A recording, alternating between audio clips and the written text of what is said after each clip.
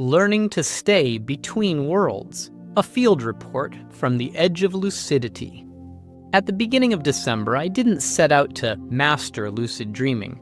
My intention was simpler and maybe more ambitious, to raise the vibration of the planet through dreamwork, trusting that if I listened closely enough, the dreams themselves would reveal what was next.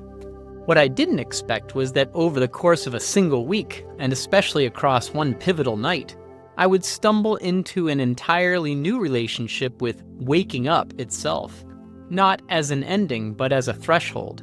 What follows is the story of how that discovery unfolded, level by level, dream by dream, until something repeatable began to take shape.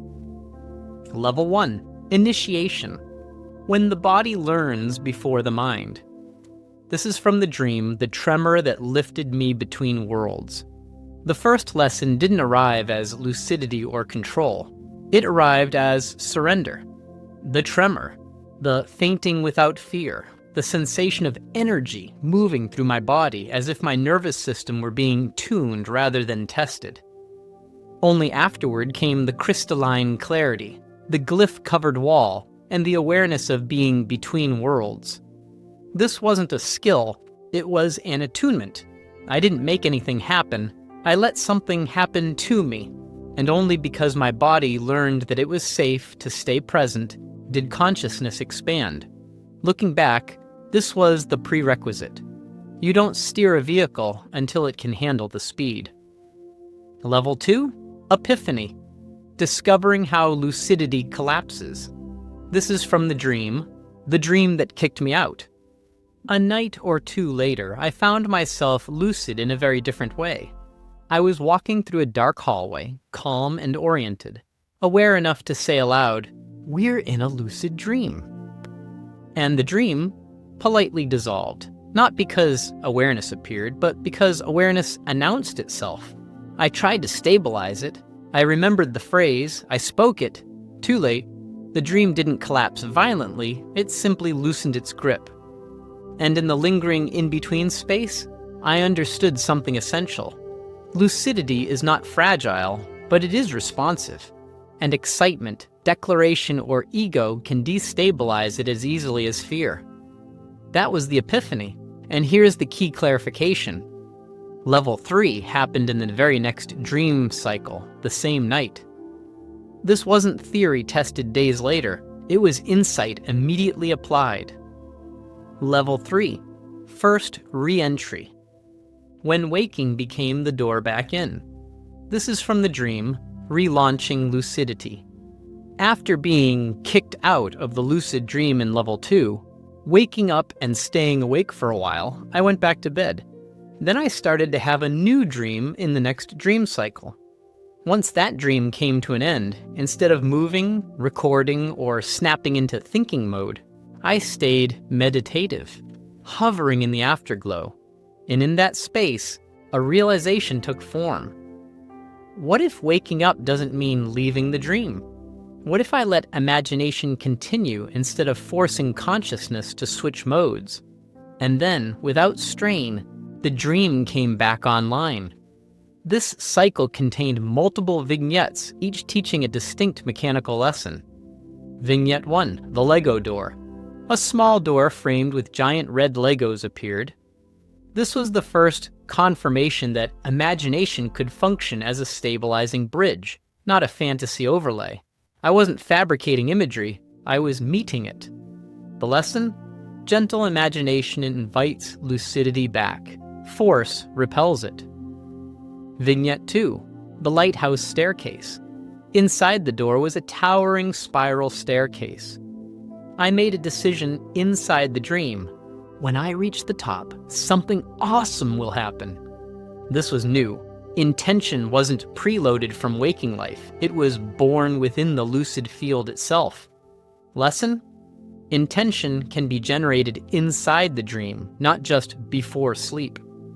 Vignette 3, the rocket launch.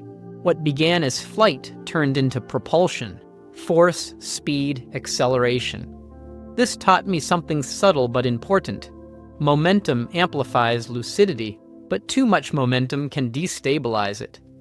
Lesson? lucidity thrives in balance, not excess. Vignette 4. The Bully and the Teacher.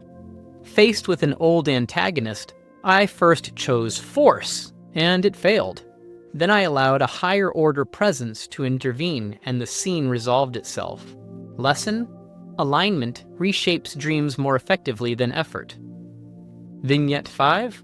Erotic integration. The dream shifted into sensual exploration, fully lucid.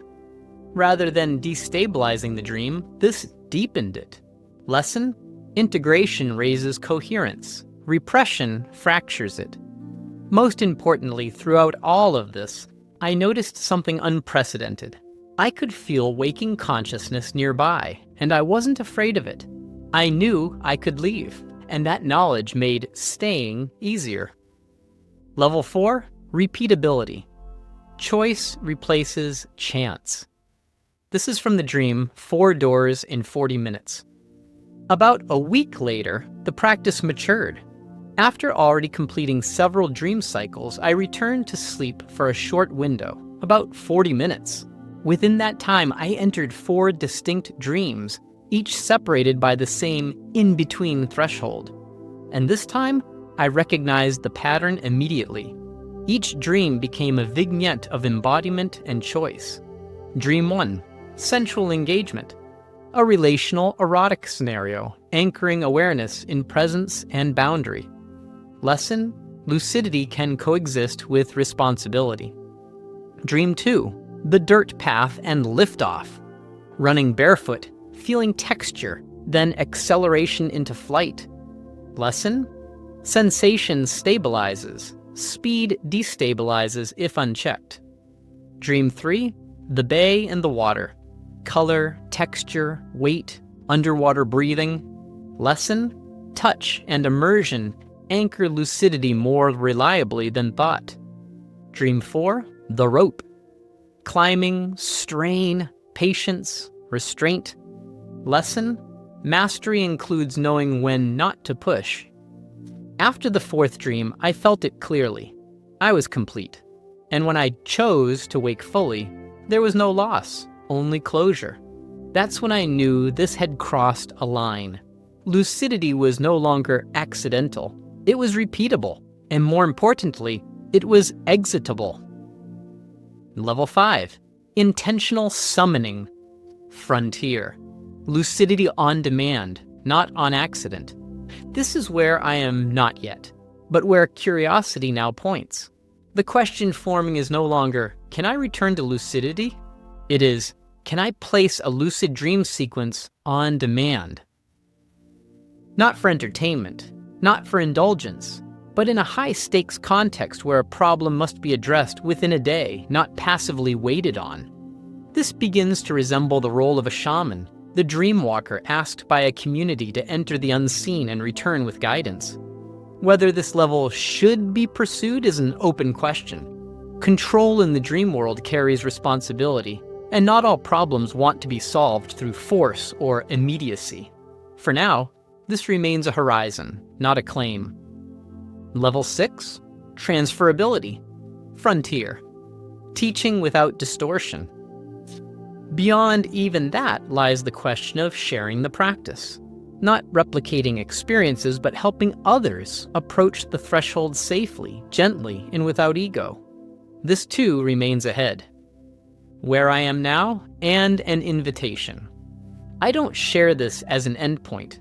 I share it as a snapshot of where my own curiosity has led me so far. We are all mid-journey. And wherever you are, whether just beginning to remember dreams, brushing against lucidity, or exploring deeper thresholds, I encourage you to ask, what have I already learned to do? What new question is emerging because of that? And how gently can I approach the next edge? Follow that curiosity. Not to arrive, but to keep discovering what consciousness is capable of, one doorway at a time.